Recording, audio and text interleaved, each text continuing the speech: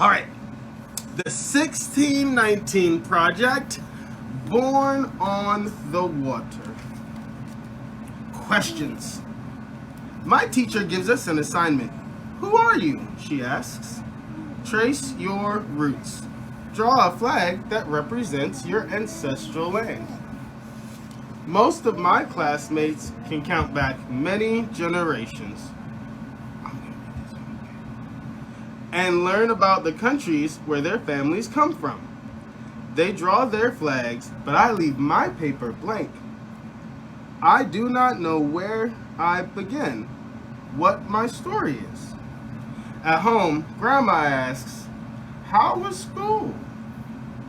I tell her about the assignment, how I couldn't finish it, how I can only count back 3 generations here in this country where my parents, my grandparents, and my great-grandparents were born. But before that, I do not know. I tell her that I am ashamed. Grandma gathers the whole family, says, come, let me tell you about our beginning. Let me tell you where we're from.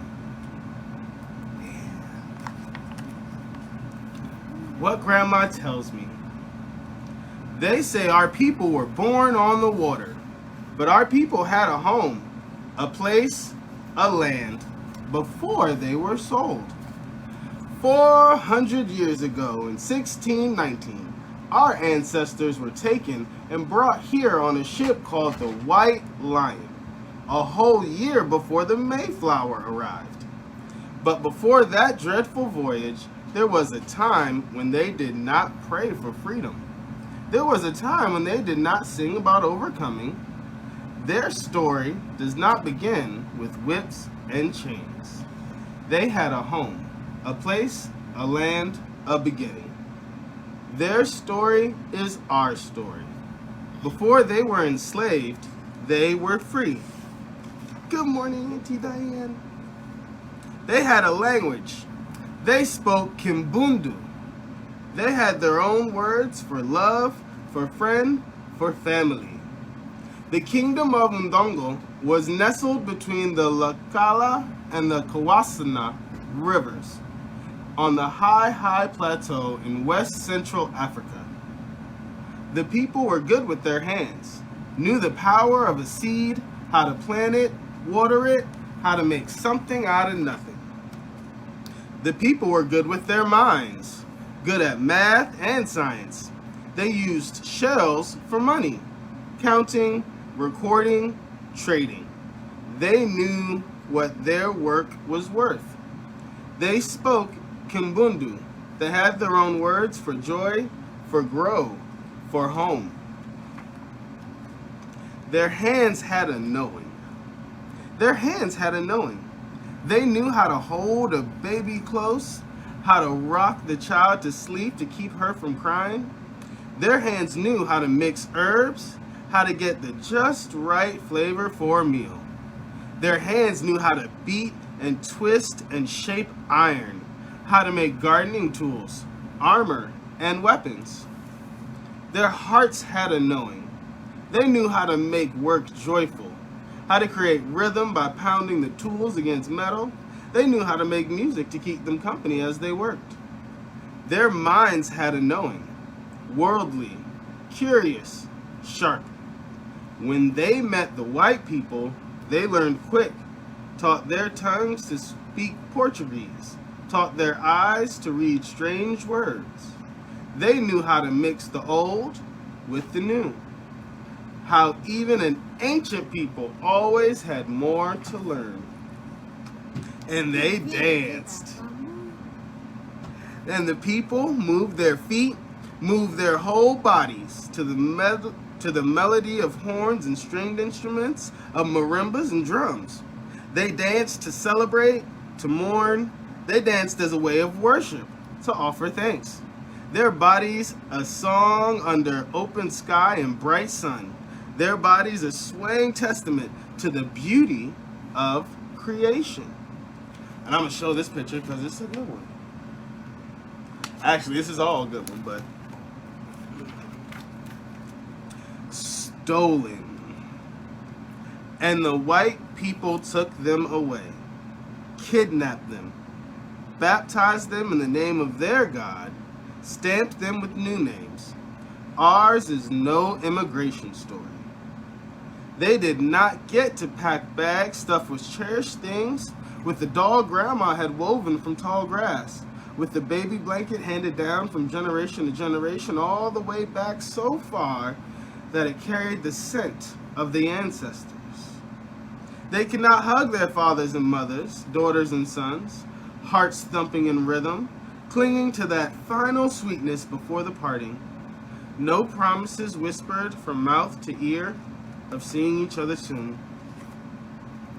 Just wails and sobs, confusion and wrists worn raw from shackles made of iron, feet split and bloody from the 200-mile march along the Kwanzaa River. They had no things, but they had their minds, the old ways, the harvest songs, the just right mix of herbs etched in their memories. They had their bodies, histories and bloodlines and drums pulsing in their veins. With trembling fingers, they braided seeds into their hair, defiantly hiding tiny pieces of home to plant one day in new soils. No matter what some say, the people fought, and the white people took them away, forced them into the bottom of an evil ship to sail to the new world they had no desire to see. Ours is no immigration story.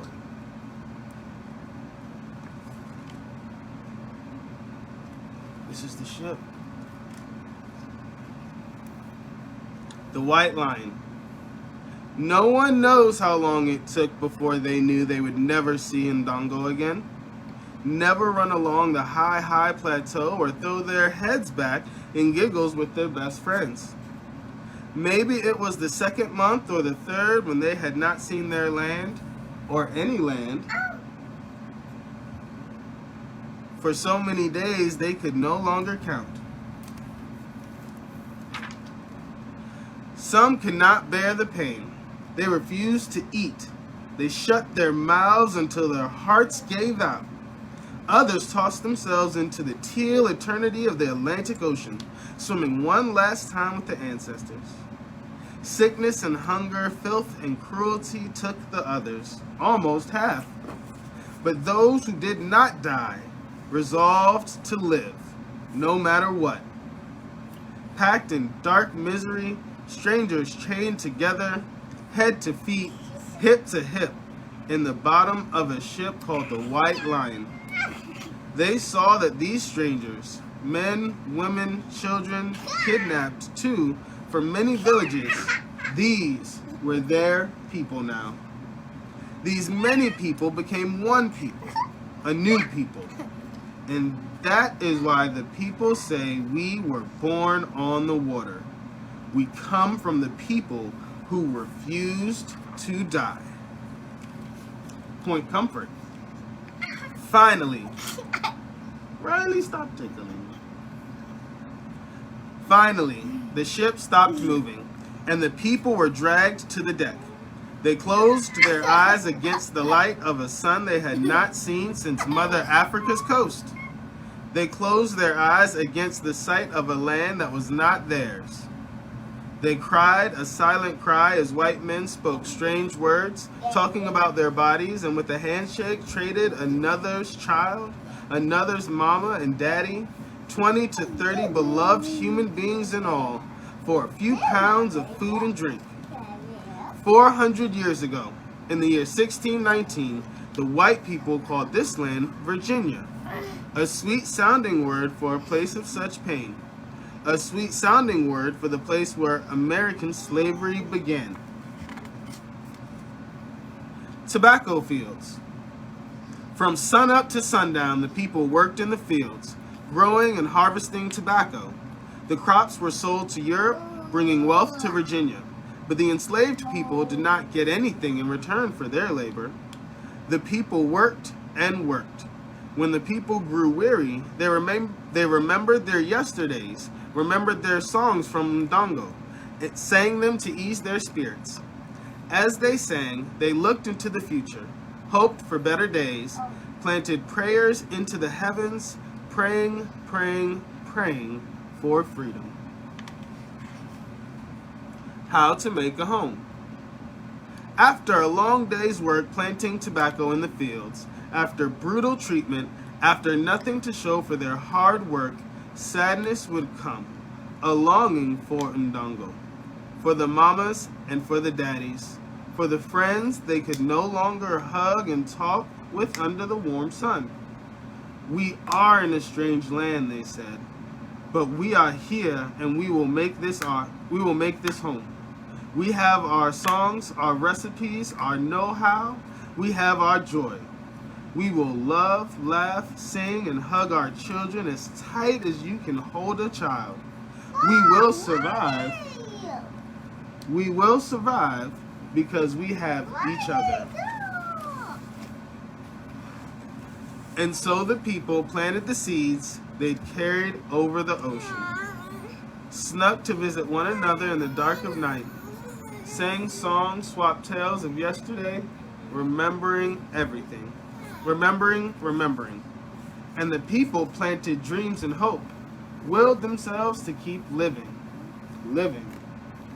And the people learned new words for love, for friend, for family, for joy, for grow, for home. We are in a strange land, they said, but we are here, and we will make this home. We have determination, imagination, faith. We will survive because we have each other. The Tuckers of Tidewater, Virginia. 1624. Anthony and Isabella, enslaved on the plantation of Captain William Tucker and his wife, Mary Tucker. Two ordinary people forced to till the soil, forced to build a country they were not from, found a way to build a love for each other, to marry and create a family, a legacy. They did not know their family would be the start of a new people. They were just two ordinary people who had a son, a new beginning, a promise to live on and on. William Tucker. Hope is a promise, faith that a better day will come, belief that things will not always be this way. Hope is a refusal to give up, to die out. Hope is a child born. Way back then, hope had a name, William Tucker. He was born to ordinary people, a man and a woman who were not free, but who believed in freedom. Who were not free, but who believed that one day freedom would come, even if they never saw it. These two ordinary people gave life to an extraordinary child, a child not of Africa, a child not of Europe, nor of the native peoples already here, but a new child of the new people formed on the water. The first black child born in the land that would become the United States.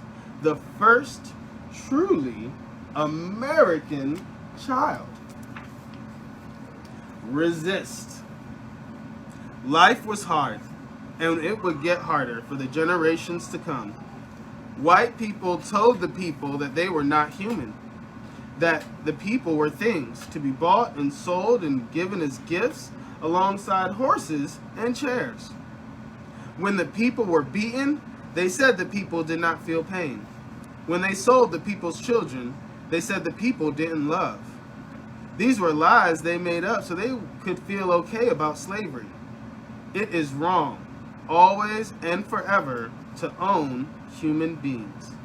It is wrong, always and forever, to treat human beings like things. The people fought back. For 250 years, the people resisted every day in ways big and small. For 250 years, the biggest resistance of all was that the people kept living. Legacy. And the people who were born on the water survived.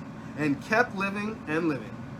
It was illegal to teach enslaved people how to read, but they birthed generations of teachers and librarians, scholars, and authors.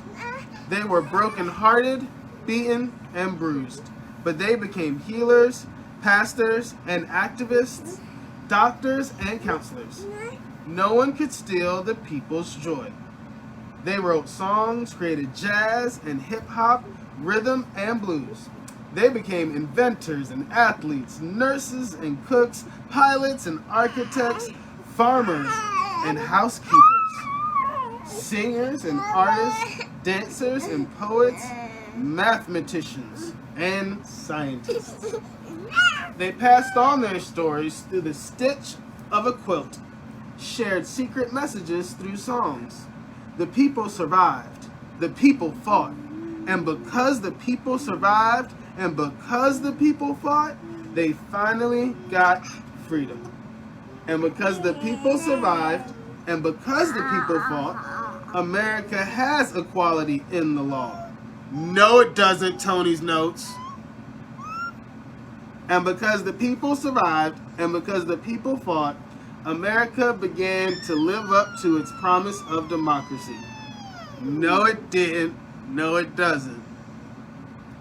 It is the people who fight for this democracy still. Don't you bite me, Riley. Pride. Grandma looks at me and my brother and tells us, this is why we say Black Lives Matter. Why we celebrate Black Girl Magic. Why we believe we are our ancestors' wildest dreams. Never forget, we are their hope. Never forget that you come from a people of great strength, Grandma says. Be proud of our story, your story. The next day I go to school. I put out my red crayon, my blue, and my white. I draw the stars and I draw the stripes of the flag of the country that my ancestors built, that my grandma and grandpa built, that I will help build too. And I am not ashamed. I know what my story is, where I am from, where I begin.